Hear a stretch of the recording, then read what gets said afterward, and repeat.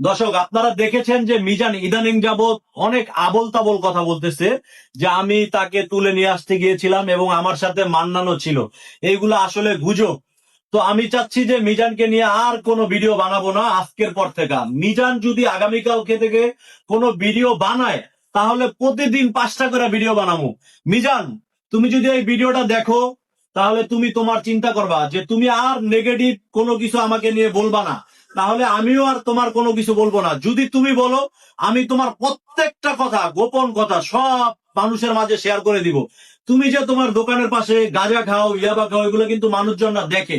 আপনারা আর দোকানের সামনে এখন যান, রাত 11টা বাজে যান, 12টার দিকে যান, গেলেই দেখতে পাবেন এখানে এগুলার মজমা বসে। এবং মিজান ক্যাম্পের বাজারে প্রতিদিন ইয়াবা নিতে আসে, এইগুলো আপনারা দেখতে পাবেন।